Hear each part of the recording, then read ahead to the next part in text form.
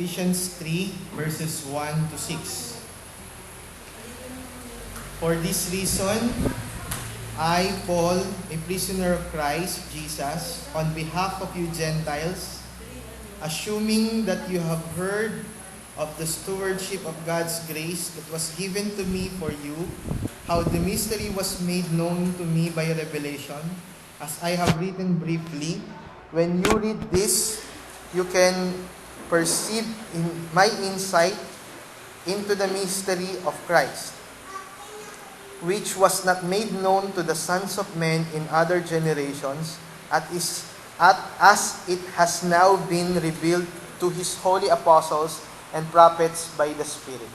This mystery is that the Gentiles are fellow heirs, members of the same body, and partakers of the promise in Christ Jesus through the gospel.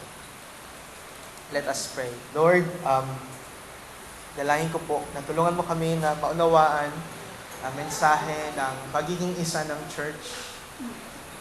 Kung paano kami dapat mag-unite, ano ang ibig sabihin ng unity ng church, saan kami dapat maging united, and paano ito nangyayari.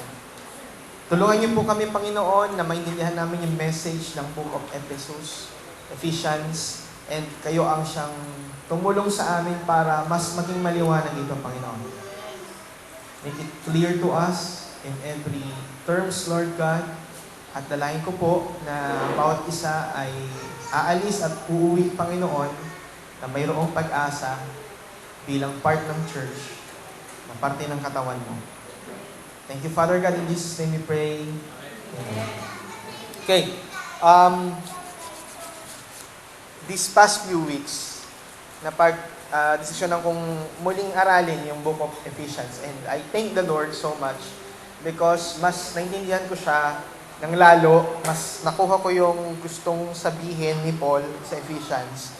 And noon kasi ang sa unang tingin, if you would study Ephesians, it only, lalo na pagka pinag-aralan niyo yung chapter 2, it shows yung, for it is by, we are saved by grace, gift ni God, hindi ito sariling effort, but it is by grace, it is a gift. Yun yung central na nakikita natin lagi sa Ephesians. But, if you would really digest and understand, the reason why Paul wrote the book of Ephesians or the letters to the Ephesians is, ang dahilan kung bakit niya sinulat ang Ephesians o yung sulat niya sa mga taga-Epeso, para ipakita sa kanila na hindi sila iba sa mga Israelites o sa mga Hebrews. Tapos, kung hindi sila iba sa kanila, they are part of the plan sa una pa. Ano naman ngayon yung kanilang act na dapat makita? Okay? Kung pag-aaralan natin ng Ephesians, makikita ninyo na sinasabi ni Paul sa kanila na dapat silang maging united. So, dahil sa part sila ng isang body. United, ang church dapat ay united. So, yun yung pinapakita dito. Pero, dapat nating makita anong ibig sabihin ng pagiging united. Okay? Hindi lang basta-basta united na hindi kasi tayo nag-aaway or walang batikusan, walang sabihan ng mali. Hindi yun yung ibig sabihin ni Paul. But, ang ibig sabihin ay iisa sila sa kanilang pinaniniwalaan, iisa yung doktrina na kanilang pinananampalatayanan. Okay? Pangalawa, dapat ding makita sa mga taga-Ephesians, sa mga taga-Ephesus o sa mga Ephesians, na dapat silang mag-act accordingly kasi sila ay part ng church. Kung part ka ng church, ano yung dapat ini-expect sa'yo? Ano dapat yung nakikita sa'yo dahil ikaw ay isa ka sa part ng church? Magkaiba yung going to church sa I am the church or I am part of the church. Magkaiba yun. Pagka I am going to church, parang iniisip nyo lang na pupunta ako sa church every Sunday, uma-attend ako, I am just an attender. Ang tunay na Christian po is I am part of the church. Okay? Hindi I am going to church, but I am part of the church. Meaning, isa ka sa kabuuan ng church. Kaparte ka nito at hindi ka pwedeng hindi mag-act accordingly. Yun po ang ibig sabihin ng pagiging part ng church. Okay? So, yung binasa natin kanina, actually, that is the conclusion nung gusto sabihin ni Paul. Pero, punta tayo ng chapter 2.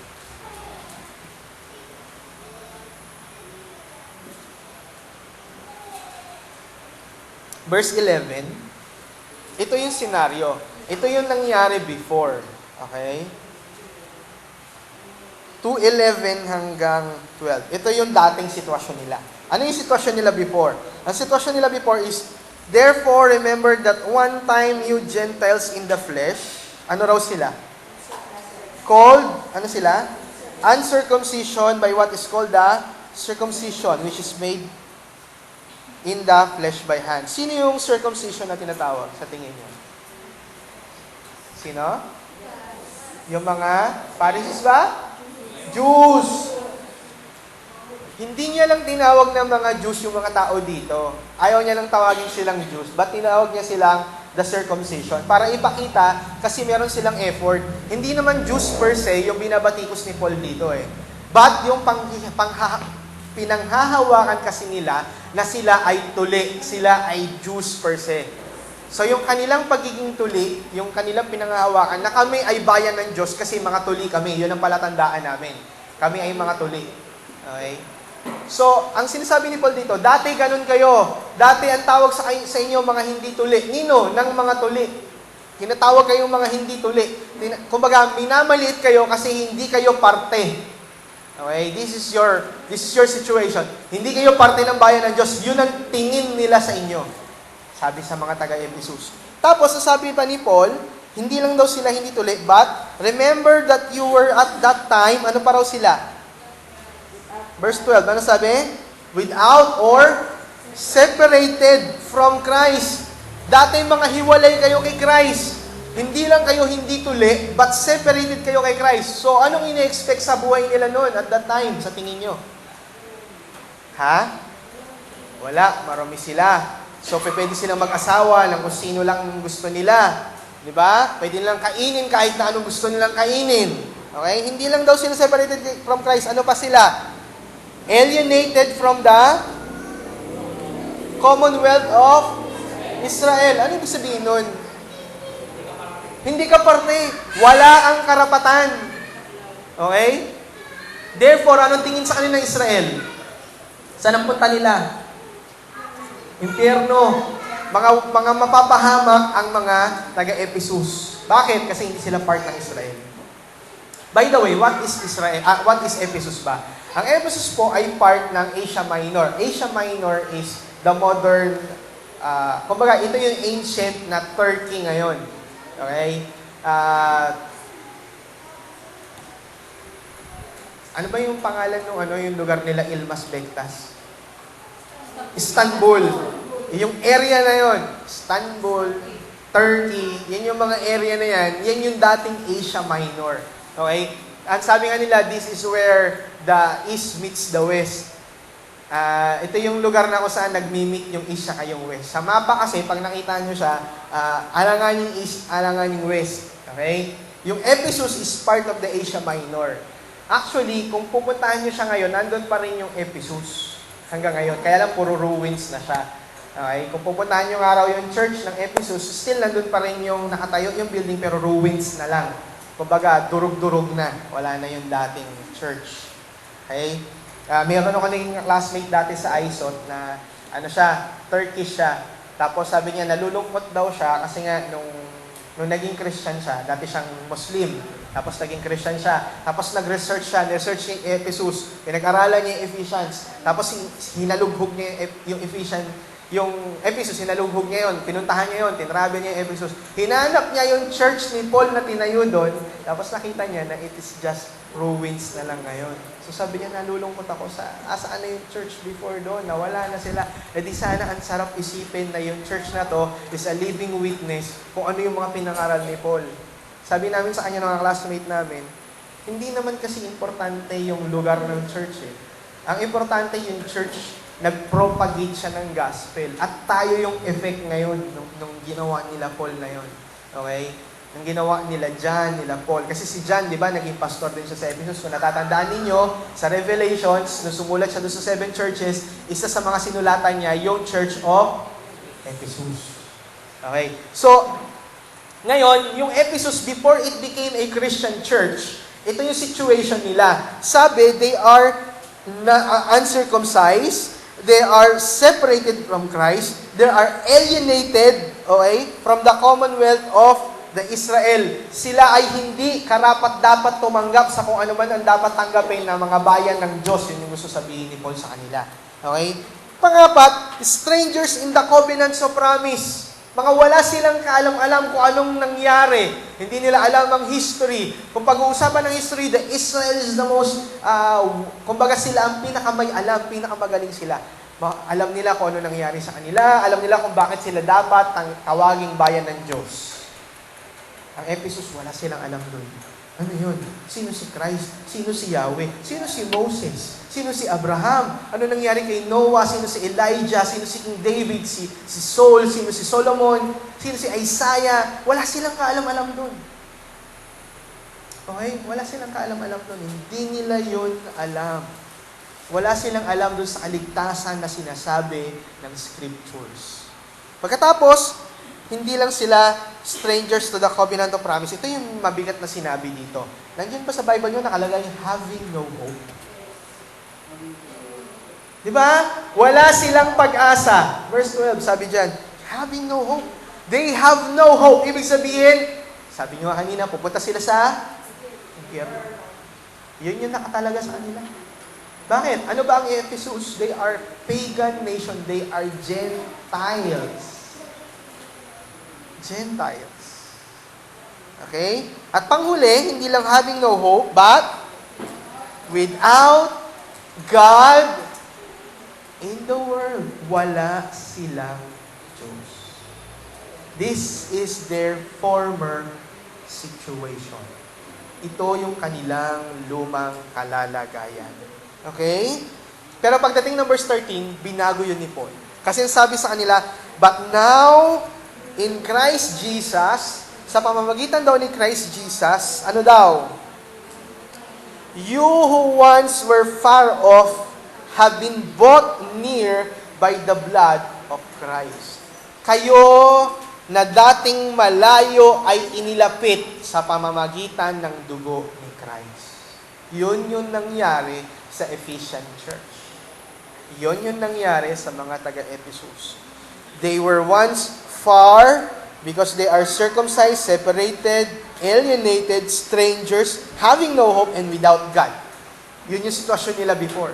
Pero now they are brought near by the blood of Christ. Okay? Ano ang ibig sabihin ng having the blood of Christ? Number 1, ang sabi dito sa verse 14, He Himself is our peace. Anong ibig sabihin ng having Himself as our peace? Sa mga Christians ngayon, itong nakakalungkot. Pag sinabing having our peace, sa panahon natin ngayon, ano yon? Ha? Ngayon, ano yung concept ng mga Christians ngayon pag sinabing having peace? Peace of mind. Having peace of mind, parang wala kang iniintindi. Parang kapag na kay Christ ka, you have peace. Ang ibig sabihin, meron kang peace of mind. Oo, ang tipong parang hindi ka kinakabahan kasi bukas may kakainin kayo. So, technically, ang iniisip ng maraming Pilipino, lalo na ng mga Pilipino, kapag peace in Christ ay positive thinking. Maging positibo. Ibig sabihin, huwag mo isipin yung problema mo, si Christ ang bahala dyan. May problema nga eh. May sakit nga eh. Ano yung sinasabi niyo, huwag isipin, may sakit nga. Okay? Ito ang nakakatawa sa Christianity ngayon. Maraming Kristiyano ngayon naglolokohan. Okay? Kasi pinipilit tayong i-brainwash na okay lang yan. Kasi we have peace in Christ, so okay lang yan. May sakit nga eh. Wala nga kaming makain eh. Anong okay doon? Diba? Wala nga kami pampaaral eh. Kaya nga ganito, tipid-tipid kami. Kaya nga nagtatrabaho habang bakasyon eh. Kasi mahirap ang tuition next school year eh. Diba? Kaya nga naglalakad na lang ako imbis na mag-tricycle eh. Gipit eh. Anong okay doon? Pero, maraming mga pastor ngayon nangangaral, we have peace in Christ. Ano yung peace? It's okay. It's okay. Hindi okay yan. At hindi yun ang ibig sabihin ng peace dito. Pag sinabing we have peace, for He Himself is our peace, hindi yun ang ibig sabihin dito. Hindi positive thinking. Baguhin nyo yung concept ninyo pagdating sa peace. Okay? Hindi peace of mind po ang pinag-uusapan dito. Baluktot yung mga natutunan natin before patungkol sa peace. Okay? Ang akala natin, pag sinabing yung peace, walang bagyo. Okay. Walang ulan, walang bagyo, walang lindol, walang tagutom. Hindi ganun ang peace na sinasabi dito. Kasi hindi po peace patungkol sa buhay na ito ang tinutukoy dito ni Paul. Okay? Tingnan ninyo.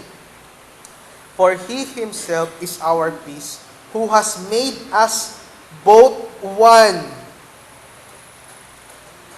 Ano yung peace na tinutukoy dito? Yung peace dito na sinasabi is wala na pong division between being a Israelite and being a Gentile. Ibig sabihin, ang sinasabing peace dito ay pagkakapantay-pantay at pagiging pareho at pagiging magkakasama natin sa paningin ng Diyos. Ano ngayon na makokorek dito? Hindi ba meron tayong konsepto na ang piniling bayan ng Diyos ay ang tapos, binigay lang yung gospel sa mga Gentiles kasi tinanggihan ng Israel. Mali po yun. Hindi po yun totoo. Dahil in the very beginning, the Gentiles ay part ng plan ng church. Okay? Sino sa inyo nakakaalala ng Book of Ruth? Para saan ang Book of Ruth? Tinuro ko to nung last week sa Bible School. Tawa ko ng tawa nung pinapaalam ko sa kanila. O sige, sino sa inyo nakakaalam ng mensahe ng Book of Ruth? So, ang daming nagtaasan ng kamay. Sige, Ayan.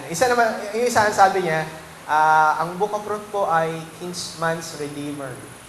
Uy, ganda. Sabi ko, yan yung nabasa mo sa commentary. Natawa siya eh. Ba't yun po alam, Pastor? Kasi, Kinsman's Redeemer siya. Pero ano talaga yung message ng Book of Ruth? Okay, so back to start ulit. Meron nagtaas na naman kamay. Ano po ito? Patungkol po ito sa pagmamahal ng isang manugang sa kanyang biyenan. Sabi ko, ano ang number 1 rule natin sa hermeneutics? O doon sa pag-interpret ng Bible? Ang Bible po ay hindi moral lesson. O ano yung iniisip mo na yan? Di ba moral lesson yan? The center of the scriptures ay sino? Si God. So hindi si Ruth, hindi si Noemi. Okay? Hindi moral lesson. Saka napaka-special naman ako ng relasyon ng magbiyenan at gagawan pa ng Diyos ng sulat para lang maintindihan yung relasyon ng magbiyenan. Yan ba yung purpose? Then I showed them the real purpose of Book of Ruth. Lalo na doon sa last part. Kasi sinulat sa Book of Ruth na si Ruth ang ano ni David? Lola siya ni David. Okay? Kasi napangasawa siya ni Boaz. Si Boaz, naging anak niya si Obed. Si Obed, naging anak niya si Jesse. Si Jesse, naging anak niya si David. Sino si David? Hari na pagmumulan ng lahi ni Christ. Okay? So, anong kinalaman ni Ruth kay Jesus? Di ba? Anong kinalaman ni Ruth kay Jesus? Ruth is what? Di ba? Ancestor siya ni Jesus technically. Meaning, si Ruth na isang, Moabite, ay part ng lahi ni Christ. Ibig sabihin, even the Gentiles ay kaparte sa dugong nananalaytay sa dugong ni Christ bilang tao. Kaya pinakita ko sa kanila na ang tunay na mensahe ng Book of Ruth ay yung genealogy ni David. Hindi yung relasyon ng magbiyenan. Meaning, even in the Old Testament, God is showing that even the Gentiles is part of the covenant. Sabi nga sa inyo, saan ba nanggaling si Abraham? Hindi ba isa rin siyang gentil? Ano pa nga si Abraham nga, mas malala pa eh. Hindi lang siya basta-basta Gentile. Ano pa si Abraham? Worshipper ng moon.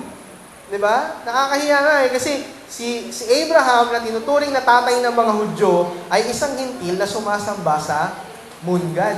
Kaya nga diba, binibiro ko kayo, sabi ko, tuwing piyesta nila, gumagawa sila ng moon cake. Kasi moon god yung sinasamba nila. Diba? Biro lang. Hindi siya Chinese. Okay. Nagkaroon na tuloy ng conclusion, Chinese si Abraham. So, yung ibig sabihin ng peace dito is peace, hindi na sila magkaaway o yung peace of mind. Peace, ibig sabihin, we have peace for Himself is our peace. Ibig sabihin, wala ng wall between being an Israelite and being a Gentile. Ibig sabihin, walang kabuluhan o walang halaga kung Gentile ka o Israelite ka. Bakit? Because all is part of God's plan. Even you are a Gentile or you are a Israelites, basta pinili ka ni God, you are part of the church. Okay? Yun. Tapos, ano pa? And He has broken down in His flesh the dividing wall of His hostility. Okay? Verse 15. Sa una, siya yung peace. Pangalawa, doon sa peace na yun, sinira niya na yung wall. Pangalawa, by abolishing the law of commandments and ordinances, sinira raw ni Christ. Hindi sinira, mali. Pinulfill ni Christ. Yung word na abolishing kasi dyan, hindi ibig sabihin na sinira or binayolate ni Christ. But, anong sabi ni Christ? Bakit daw siya nandito? To fulfill. Okay? Hindi to retain, hindi to maintain, but to fulfill. Ibig sabihin, the law was already fulfilled. Ibig sabihin, kahit na anong gawin nating pagsunod sa law, it was already finished. It is already accomplished. The law is already accomplished. Bakit? Na-fulfill na yan ni Christ. Kaya lang tayo sumusunod sa tama o sa tamang lakad kasi we are expected to do it because we are a Christian. But the law is already fulfilled. So yung mga sinasabi ng mga Sabadista na kailangan sundin, even the day of Sabbath, sundin ang Old Testament, nagkakamali sila doon kasi hindi nila inaangkin, hindi nila pinananampalatayanan yung ginawa ni Christ. Dahil si Christ mismo ang siyang nag-fulfill sa law. Okay? Meaning, if you have friend na mga Sabadista, this is to refute yung kanilang ginagawa kasi lagi nilang binabalikan, ano ba ang sabi ng law? Para saan ba ang law? Lagi yun. Kung nagbabasa kayo ng mga threads sa Facebook, sa internet ng mga Sabadista, kasi may mga friend ako sa ATS, sa Asian Theological Seminary, dito sa may Quezon City. May mga friend ako dyan na may mga kandibati silang mga atheists. Niloloko kasi mga atheists versus the atheists. Hindi, mga Sabadista lang. Mga joke. Binibiro ko lang ng mga atheists yung ka-debate nila. Kasi paano ka silang naniniwala na talagang may Diyos, si Christ ay Diyos, tapos hindi sila naniniwala na the law is fulfilled. Kasi sila mismo ang nag-iisip na sila ang magpupulfill ng law. At part ng fulfillment ng law ay yung pag-attend nila ng Sabbath day. Which is, in the Old Testament yon pinapatpad, pero yung New Testament, hindi na nila pinractice. Okay? So, kung nag-violate tayo sa Sabbath, dapat akusahan din nila yung mga apostles na nagba-violate din ng Sabbath. Bakit hindi sila na-accuse? Diba? Bakit hindi sila na-accuse? Bakit ang early church ay hindi na-accuse sa violating the Sabbath? Why? Because Christ already fulfilled the law. We can even do church on different day. Alam niyo ba yun?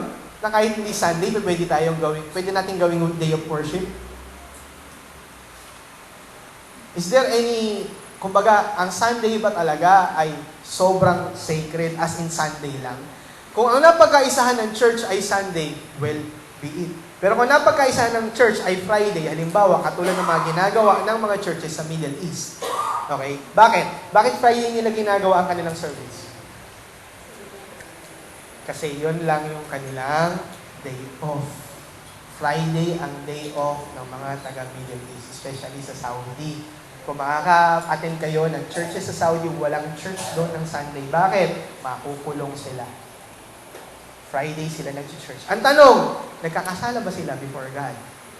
Hindi. Hindi. Okay? Kasi they worship God. Hindi yung araw ang importante doon, but their worship. Ngayon, ang tanong, Pastor, tayo ba dito sa Pilipinas, since Sunday yung ating napagkaisahan, dapat ba nating baguhin? Ano bang reason bakit natin babaguhin? Wala namang persecution sa atin di ba? So dapat lang, ito yung ginagawa natin. At ito yung pinakamaraming day off, sa totoo lang. Karamihan ng mga Pilipino, this is the day off. Okay, so we can, or we should, do our services on Sundays. Okay? So, abolish the commandments and ordinances, sabi ng verse 15. Ano daw ang ginawa nun? That He might create in Himself one new man in place of the two. Ano yung two? Isa na lang daw in place of the two. So, making peace. Ano yung tinutukoy dyan? Ibig sabihin, the Gentiles and the Israelites are now one. And they are called what? Ano na ngayon ang tawag? Church. Ibig sabihin, even in the Old Testament, ang plano ng Panginoon ay hindi ang Israel. Ano ang plano niya? Ang church. Okay? Ang church, ang plano ni God. Ito yung kabuuan ng plano talaga na gustong gawin ni God. Hindi talaga ang Israel. No, Israel is just part of His plan. Pero ang plan talaga ay ang church. At tingnan niyo yung katabi niyo. Yan. Isa siya doon. Okay? Ibig sabihin, tayo po ay part of God's plan, the church. Okay? Hindi po lahat ng tao Sino ang plan ni God? Lahat ba ng tao? No. Sino lang? The church. Okay? The church. The church in the future, the church in the past. The church in the present. Ibig sabihin, si Abraham, si Moses ay part ng church. Yes. Part sila ng church? Yes. Kaya nga nakakapagtaka bakit walang Saint Abraham. Di ba? Bakit lahat ng saint nila ay New Testament lang? Tapos yung mga naghimala lang. Saka yung mga New Testament lang. Bakit walang Old Testament saints? Bakit wala si Saint Moses, si Saint Elijah? Kung himala lang ang gagawin, meron ba bang hihigit na himala? Sabiyakin mo yung dagat? Bakit hindi siya nakasama sa mga saints nila? Israelites, pero sa kanila dito. Di ba? Bakit walang ganun? Di ba? Bakit hindi sila nakasama sa saints? Bakit na-ichipwera itong mga to? Part sila ng church originally. Kasi ang concept nila ng church, yung New Testament lang. The Old Testament, hindi. Iniisip nila that the Old Testament is for the Israelites, ang New Testament is for the church. That's wrong. Okay, that's wrong. Even in the beginning, the original plan is the church. Yon ang nasa utak ng Diyos. Bubuuin ko yung church, which is my body. Old Testament, New Testament, Israelites, Gentiles, part ng church. Ano pa sabi? That might reconcile us both to God in one body through the cross, thereby killing the hostility. Ang purpose po, okay, para ma-reconcile daw sino? Sino ba? Bakit meron diyang as both? Both. As both. Reconcile as both. Sino yung both dyan? Verse 16 na tayo. Sino yung both na sinasabi dyan? Ha? Sino? Verse 16, 2:16. Sino tinutukoy dyan na both? Sino po? Jews and the Gentiles. Ibig sabihin, and might reconcile us both to God in one body through the cross. Ibig sabihin, ni-reconcile ni God, hindi lang ang church, hindi lang ang Gentiles, hindi lang ang Israelites, but both. Pareho tayong ni-reconcile ni God kay Christ. Through Christ. Ni-reconcile tayo kay God through Christ. Pareho. Kaya nga, mali yung pananaw na ang kaligtasan ay para sa mga Israelites. Tapos, binigay lang sa atin kasi tinanggihan nila. That's wrong. Originally, we are both part of the plan. Pareho tayo ni-reconcile. Okay? And He came and preached to you who were far off and peace to those who were near. Okay? Ito yung mga ginawa ni Christ. Okay? Ito yung effect ng blood ni Christ. Number 1, sa verse 14, He became our peace. Okay? Part ng peace na yon, sinira na yung wall. Number 2, verse 15, okay? Nireconcile niya tayo both kay God. Okay? Pangatlo, He Himself mismo ang siyang nagturo nun. Okay? And He came and preached peace to you who were far off and peace to those who are near off. Peace para kanino? Para sa mga Israelites, peace din para sa kanilang mga far off na sa kanilang mga Gentiles. Meaning, hindi automatic yung kaligtasan kasi Israelite sila. Kasi kailangan pa rin ng blood ni Christ nung mga Israelite para ma-reconcile sila kay God. Kaya nga sabi ng verse 17, and He came and preached peace to you who were far off, sa kanilang mga nasa far off, sino yun? Yung mga Gentiles, and peace to those who are near, which is the Israelites. Tinutukoy niya yung near, mga malalapit. Bakit malalapit? Bakit tinawag na malalapit ang mga Israelites? Bakit malalapit ang Israelites? Ang tukoy ni Paul. Kasi nasa kanila ang scriptures. Sila ang nakakaalam ng history. Sila ang nakakaalam ng nangyari ng Old Testament. Therefore, nilapit din sila, ginawan din sila ng peace ni God through Christ, papunta kay God. Okay? Pero hindi ibig sabihin na sila lang at hindi automatic yung kanilang salvation. Meaning, both the far off, yung mga malalayo, which is tayo ng mga Gentiles, at kasama doon, in-explain na ni Paul, yung Ephesians, sila mismong mga Ephesians ay inilapit ni God sa Kanya through the blood of Christ. Sila rin ang mga Israelites, nilapit rin ni God. So, anong difference natin sa kanila? Wala. Kaya nga nakakapagtaka kasi maraming mga bansa takot na takot sa Israel. Kasi iniisip nila, huwag niyong gigirahin ng Israel. Bakit? Bayan yan ng Diyos. Kaya nga dapat careful tayo kasi Israel yan. Or, no offense, maraming mga churches ngayon, hanggang ngayon, they think that if you would bless Israel, God will bless you. Foolishness yun. Ano yun? Idolatry nyo sa Israel? Diba? Parang ano sila? Sila yung mga peninsulares, tayo, mga Indio. Diba? Mga peninsulares sila kasi sila yung mga alta de ciudad, tapos tayo mga Indio lang. Natuwan-tuwa tayo kapag sila nakasakay sila sa mga karwahin nila. That's foolishness. Pantay-pantay tayo sa harapan ng Panginoon. Okay? Akala nyo lang na binibless ang Israel. Akala nyo lang yun. Hindi natin alam, marami sa mga Israelites ngayon nasa damnation kasi hindi nila kilala si God. Dahil ang kilala nilang God, hindi ibinigay si Christ sa kanila. Yun yung God na kilala nila. At nakakatakot yun. Okay?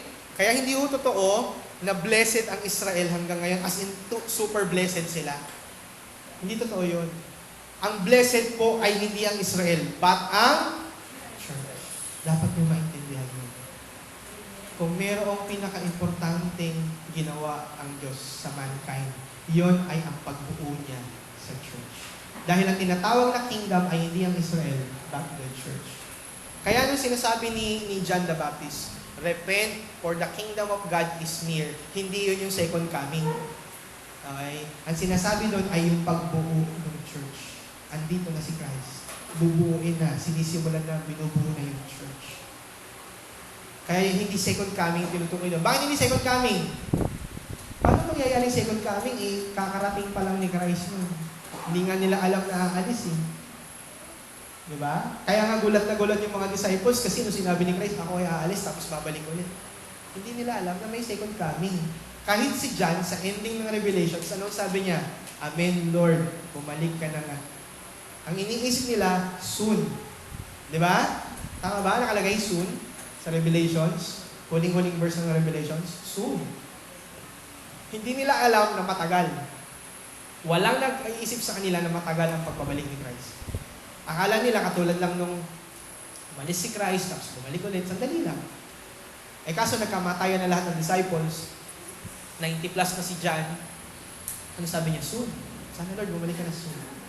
Ina-expect nila, kung naalala ninyo, meron sinabi si Christ kay Peter. Sabi kasi ni Peter, nung sinabi ni Christ na mamamatay si Peter, na ang kamatayan niya ay parang pagkapako sa cross, katulad ng kamatayan niya, anong sabi ni Peter kay Jesus? Patungkol kay John. How about him? Paano po siya mamatay? Sabi ni Christ sa kanya, ano ngayon sa'yo? Kung gusto ko siyang hindi mamatay hanggang sa pagbabalik ko, ano ngayon sa'yo? Nagkaroon tuloy ng rumors, okay? Nagkaroon tuloy ng rumors na hindi mamamatay si John hanggat hindi bumabalik si Christ. Kaya ngayon, inisip ng church, si John ang last disciple na ng living, okay? Tapos siya pa yung nagsulat ng Revelation, tapos nakalagay pa doon is soon. So iniisip nila na bago mamatay si John, babalik si Christ. Yun ang iniisip ng church. Kumalat yan sa church before. Okay? Kaso hindi pa bumalik si Christ, hindi pa niya kalooban na bumalik siya. Bakit? Bakit? Kasi hindi pa buo ang church. The number is not yet complete. Okay? Kaya nga tayo dapat nag-evangelize, hindi para magparami. Alam niyo ba yun? Hindi para magparami. But para ano?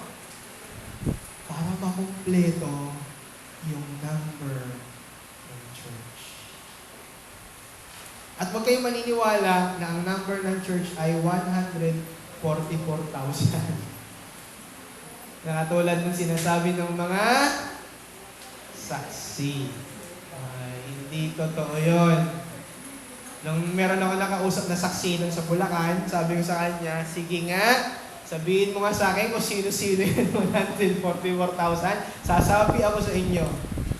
Pag nasabi mo sa akin kung sino-sino yan, sabi sa akin nung nag-evangelize sa saksi, bakit niyo ba gustong makasama doon sa 144,000? Eh tingnan mo nga, sila yung papasok sa langit. Bakit hindi ko gusto maging part ng 144,000? Oh, ibig sabihin yung 144 lang, tapos ano yung iba? Diba? Iwan? Alam nyo ba kung gano'n lang karami yung 144,000? Alam nyo kung gano'n lang yung karami? Diba? Gano'n lang karami yun? 4 na araneta lang yun. Baka 5. Kulang 5 araneta Coliseum lang. O, gano'n lang yung kaliit. Kasya yung dito sa Pilipinas, di ba? 30,000 ang capacity ng ng araneta. O, 5 araneta Coliseum lang. Ganun lang ang papasok sa langit. Ang laki kaya ng langit. 144 lang. Tapos sabi nga sa kanya, bilangin nyo nga po, sino ho ba yung nakasulat na 12 dyan sa Revelations? Ayan o. Ayan, lipi yan ng Israel. O tingnan nyo nga, bakit nandyan si Joseph? Lipi ba siya? Di ba hinati siya sa dalawa? Manase sa kasi Ephraim? O asa si Ephraim? Ba't nawala? O, ba't si Levi nandyan? Ba't wala si Dan? O, paano yan? So, hindi yan Israelites. Mali yan. Ano ibig sabihin yan? This is a symbolism. Hindi ito literal na 144. Diba? Merong number ang church. Kahit ang mga disciples, hindi nila alam kung gaano karami yun.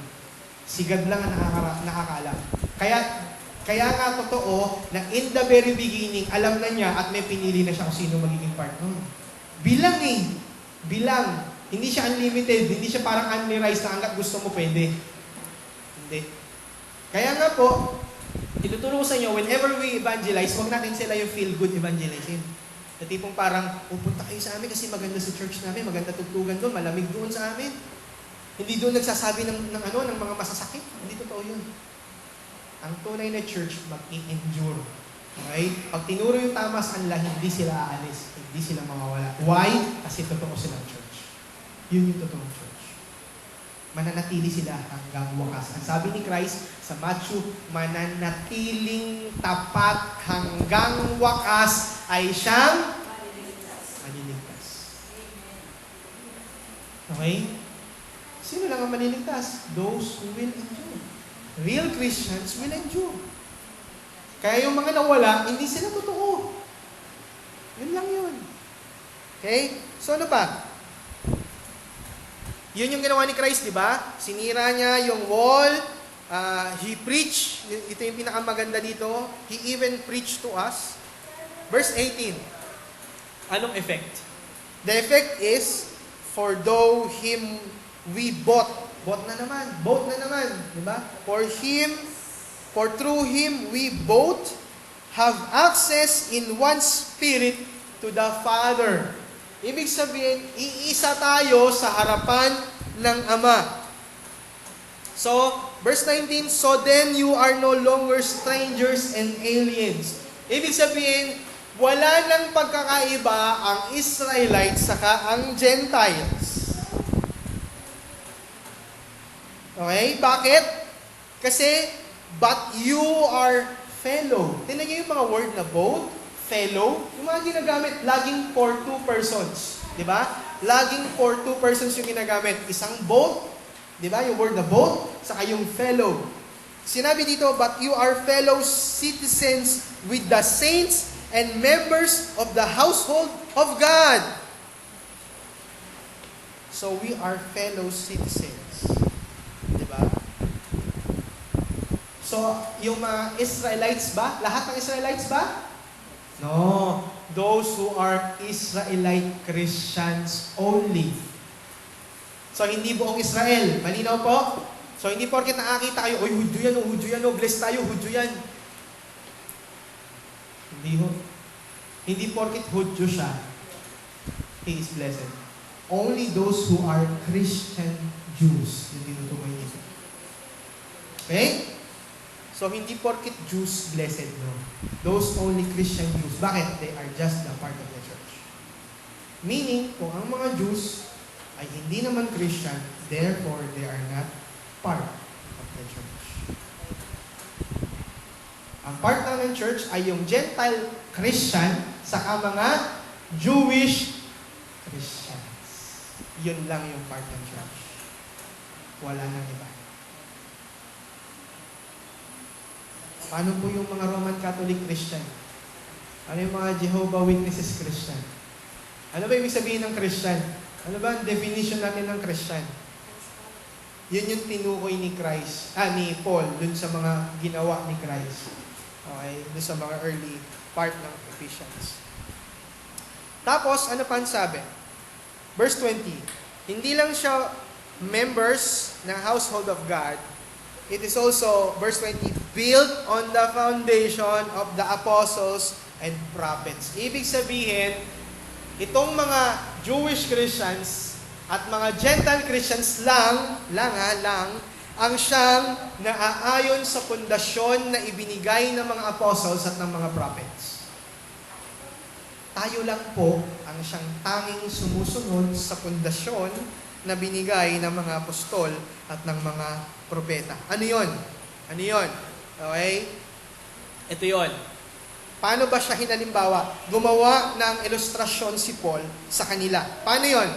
Christ, Jesus Himself being the cornerstone. Ano ibig sabihin ng cornerstone? Tanungin natin yung nakakaalam. Architect Jojo, ano ibig sabihin ng cornerstone?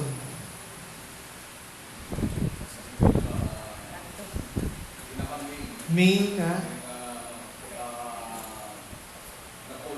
column. Hindi pa pwedeng itayo yung mga wall kapag wala yun. Cornerstone. Mga kanto. Okay? Sa Tagalog, haligi. Okay? Pag sinabi yung haligi, hindi pa pwedeng itayo, dyan ho kinakabit yung mga bakal. Okay?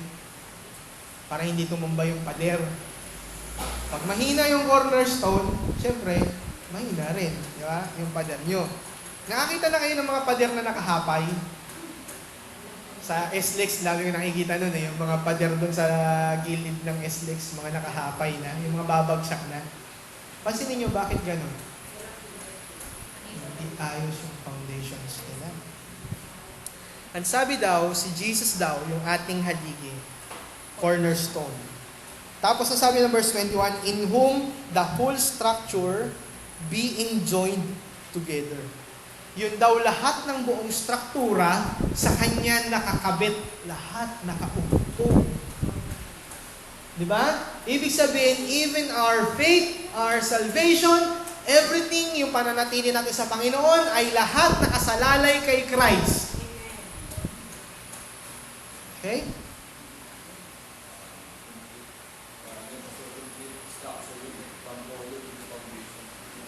Nakaugnay yung cornerstone sa foundation. Tama? So, hindi pa pwedeng gumuho yung cornerstone dahil ano siya sa ilalim. Sa foundation. Siya mismo yung foundation. Kaya kaya nga sabi dito, the whole structure naka-joint together sa kanya. Siya yung main skeleton. Siya yung sa kanya nakakabit lahat. Okay? Kaya nga sabi pa dito, grows into holy temple in the Lord. Yung foundation ay yung structure ay hinalin tulad niya hindi lang sa basta-basta isang structure but a holy temple. Ang tinutukoy na structure pala ni Paul, si Christ yung foundation, we are like a temple na si Christ ang siyang pundasyon at nakaugnay lahat kay Christ. Kaya nga pagdating ng verse 22, in Him you also are being built together into a dwelling place for God by the Spirit. Meaning, ang kabuuan ng church, sangka-Kristyanuhan, both the Gentile church and the Jewish church ay, built together. Ayan na naman yung word. Both, fellow, together. Okay? Together into dwelling place for God by the Spirit. Therefore, kaya nga sabi, ang church ay dwelling place ni God. Okay? Dwelling place ni God. Hindi ba kayo natatakot doon? We are dwelling place ni God. Hindi itong structure na to, kaya kahit saan lugar tayo pumunta, hindi ito ang importante. What's the important is the church, which is the people of God. At bawat isa sa atin is dwelling place of God. Therefore, if we are the dwelling place of God, what should be seen in us? Ano ba dapat makita sa atin? Holy lives. Di ba? Sabihin niyo sa katabi niyo, Christian ka? Sumagot? Sabihin mo, pakaayos ka. Di ba? We are Christians. If we are Christians, we are fellow. Part of the structure, the holy temple of God. Therefore, we are expected to live a holy life. Temple Hindi lang basta-basta structure ang sinabi dito. We are the temple of God. Okay? Ngayon, punta tayo sa chapter 3. Ito na ngayon yung pinaka-conclusion dyan. For this reason, kaya raw si Paul, a prisoner of Christ Jesus, on behalf of you Gentiles, kinakausap niya na mga taga-Ephesus, on behalf of you Gentiles, assuming you have heard of the stewardship of God, grace that was given to me for you. Assume na narinig nyo na, iniisip ko na narinig nyo na yung gospel, ina-assume ko na ligtas na kayo, alam nyo na yung scriptures, alam nyo na yung gospel, how the mystery was made known to me by revelation, as I have written briefly, sinulat ko sa inyo. When you read this, you can perceive my insight into the mystery of Christ. Naiintindihan nyo na yung misteryo na nangyari. Ano yung mystery na yun? Okay?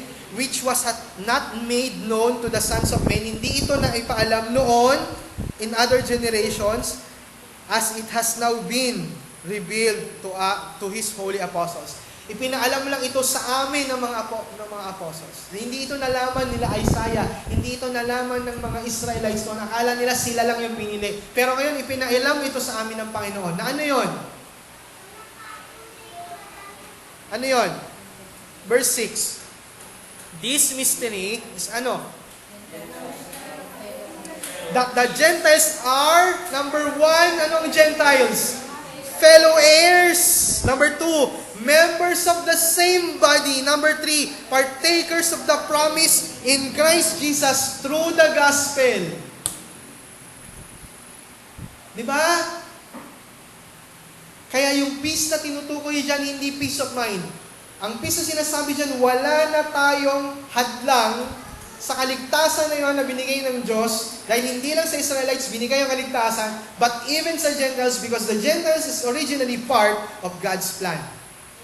Okay? Fellow heir, di ba? Kasamang tagapagmana, members of the same body. Pag sinabing members of the same body, iisa tayo. Kasama natin ang mga Israelites doon. Magkakarugtong po tayo, hindi tayo hiwalay. Di ba? Hindi tayo mga idinugtong lang. Huwag niyo isipin yung that's wrong. Okay? Hindi kayo mga hindi yung tipong naputulan kasi ng paa, tapos dinugtong lang po tayo. Hindi ganun. Ganun ba? Di ba? Ano tawag ng pag pinuputulan? Amputated. Oh, hindi amputated yung body of Christ tapos dinugtong ka. Ano ka, donor? Di ba? Hindi ka kidney donor, hindi ka eye donor. Hindi tayo donor. We are original part of the body. Ba't ganun, pastor? Ba't hindi nakita? Akala nyo lang yun. Okay? Na-highlight ng masyado yung Israelites. Hindi nila napansin na in the bloodline of David andon si Ruth. Hindi nila napansin na naalala niyo sino yung niligtas ng tiktik? Sino?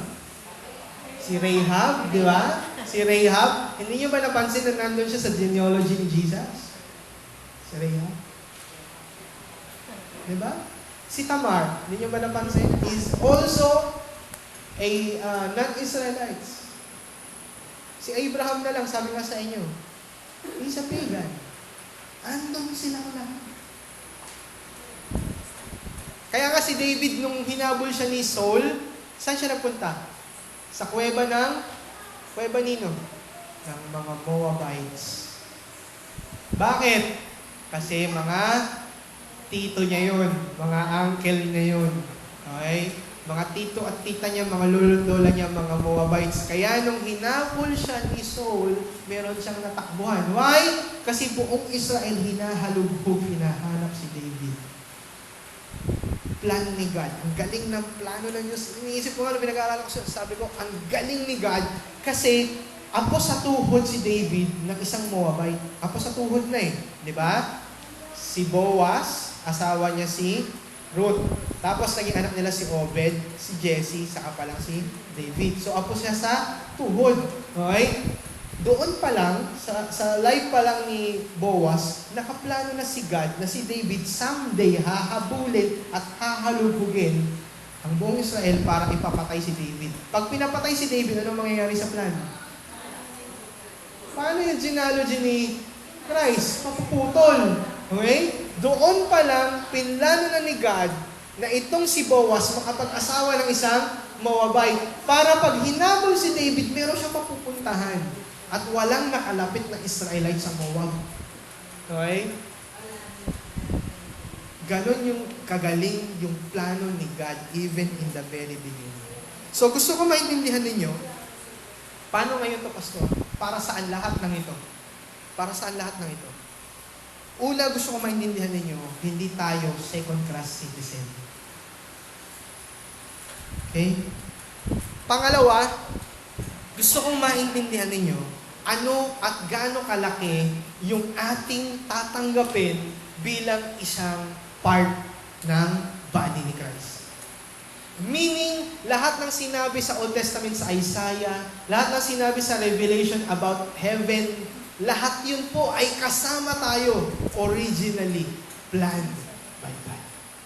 I want you to understand how good God is sa atin. Okay? Pangatlo, I want you to behave as part of Christ's body. Ano yun? Paano tayo magbe-behave? Ang sabi dito, sabi kanina, we are, kumbaga, wala na raw wall. Therefore, kung wala ng wall, hindi tayo dapat awayin ng mga Israelite Christians. Tama? Hindi rin natin dapat awayin ang mga Israelite Christians. Tama? Therefore, ang mga Christians hindi dapat nag-aaway-away. Tingnan niyo yung katabi niyo. Sabi ni Pastor, being part daw ng church body Hindi dapat nag-aaway-away ang mga Christians. Yung totoong Christians po totoong Christians. Hindi dapat nag-aaway-away. So pag nakakita tayo ng mga nag-aaway, tanungin nyo agad, baka hindi Christian yun nag-aaway sila. Di ba? Dapat maging maayos ang bawat isang Kristiyano sa isa't isa. Bakit? We are united We are part of one body. Kaya nyo hubang saktan ang sarili nyo? Kahit sampalin, ito yung di ba? Yung iba ganito. Pag inaantok, anong ginagawa niya? Sinasampal yung sarili niya. Nasasaktan nyo ba sarili nyo? Hindi rin Kurutin nyo sarili nyo, tingnan nyo masasaktan kayo. Hindi rin. Kilitiin nyo sarili nyo, kaya nyo kilitiin sarili nyo? Hindi, di ba? Bakit? Hindi nyo kayang gawin yun. Kasi kayo yun. Okay? Therefore, tayo, yung isang bawat member ng isang tunay na church, ikaw rin yun. Okay? So, hindi natin dapat sinasaktan yung kapwa natin totoong Christian. We are united. So, we should behave as Christian. Okay? Ang unang dapat behavior natin bilang Christian, bilang body, is unity. Number 2 is holiness. Yun yung i-discuss ko sa inyo sa susunod. Okay? Pangatlo is submission. Paano po yun? Susunod ko i-discuss din sa inyo. At papakita ko rin sa inyo, mali yung iniisip ng marami na ang mga babae dapat ang nagsasubmit lang sa kanilang husband. Mali yun. Kasi, ang kasunod nun, may kasunod yun Lagi kasi napupunta lang dun sa wives, submit to your husbands. Pinuputol agad dun. Nakakalimutang basahin yung kasunod. Husbands, love your wives just as Christ loved the church. Paano ba nag-love si Christ sa church? He gave His life. Di ba? So, hindi dapat natatapos sa yung wife, dapat nagsasubmit sa husband. Dapat yung husband handang mamatay para sa kanyang wife.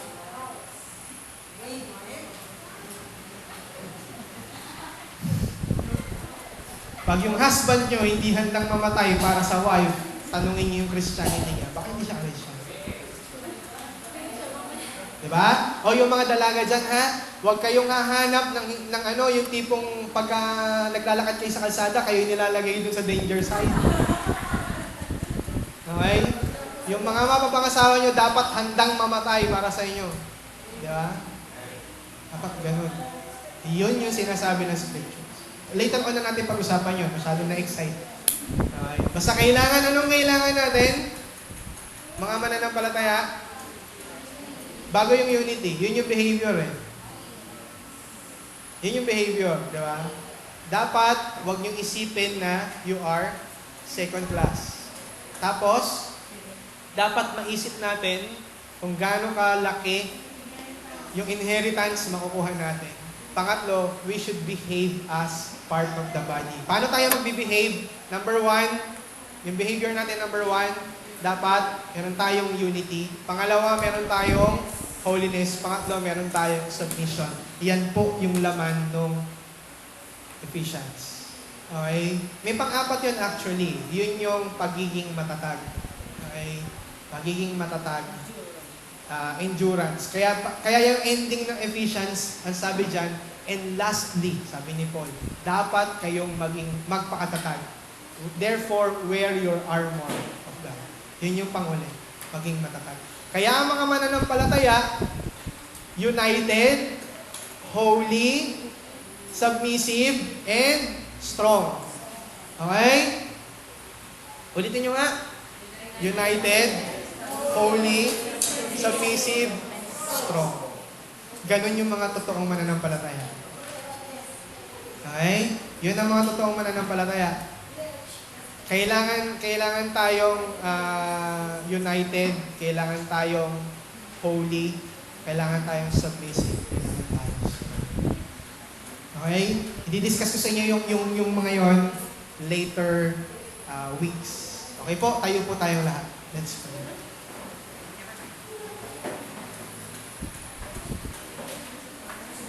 Father, we thank you sa sulat mo sa Ephesus, sa Ephesian Church. Thank you for your love to us. Being Gentiles is also a blessing, O God. Kasi part kami ng church. Originally planned, tinalaga mo para iligtas. At napakasarap, Lord, isipin na kami bilang mananampalataya ay magkakaroon ng ganong kalaking inheritance kasama ang mga Jewish Christians. Sorry, Lord God, kasi dati inisip namin na maswerte sila kasi Israelite sila. Pero hindi namin nakita na salamat pala kasi part din pala kami ng plan na yun. Hindi lang kagad siya nakita ng bawat isa sa amin at akala lang namin ang mga Israelite lang ang siyang pinagpala mo. Pero Lord, salamat sa kabutihan mo. Salamat sa pagpapakita mo sa amin. Dito lalo sa sulat mo sa Ephesians, Lord God, ay ipinakita mo ang kabutihan mo at kagandahan ng pagiging part ng church or part ng kaligtasan. Thank you, Lord God, that you ordered us o inuutusan mo kami na katulad ng mga Ephesians, kailangan namin ipakita, Lord God, yung unity, yung submission, Lord God, yung holiness, at yung pagiging matatag bilang mga mananampalataya. Dalangin ko nga, Panginoon, na tulungan niyo po kami na magampanan ito. Bilang part ng church, O God, ay dapat kaming mamuhay ng tama sa iyong harapan. Hindi kami dapat nagkakaroon ng kaguluhan, Lord God, ng pag-aaway-away ang mga mananampalataya. Bagkus dapat kami nagsasubmit sa isa't isa. Sa loob ng family, sa trabaho, sa church, dapat kami mag-submit sa isa't isa. Dapat din kaming mamuhay ng may kabanalan saan man kami naroroon, Panginoon. At dapat kami magpakatatag sa pamamagitan ng iyong salita at ng kalakasang binagkakaloob mo sa amin sa pamamagitan ng mga pananampalataya at ng mga virtues, Lord God, na ibinigay mo sa aming mga mananampalataya. Thank you, Lord God. At kayo po ang siyang kumilos sa bawat isa na nandirito. Dalangin ko po na maintindihan namin ito ng lubos at itanim ito sa aming mga puso at maging matatag kami, Panginoon, sa aming pagharap sa aming spiritual na buhay. Sa bawat araw, Panginoon, na haharapin namin, anumang problema, Panginoon, na aming harapin, ay makita namin na kami ay part ng church at kami ay kasama sa mga taong iniligtas mo in the end. Thank you, Lord God, sa iyo po ang lahat ng paborit pasasalamat sa pangalan ni Jesus na aming Panginoon at tagapagligtas. Amen.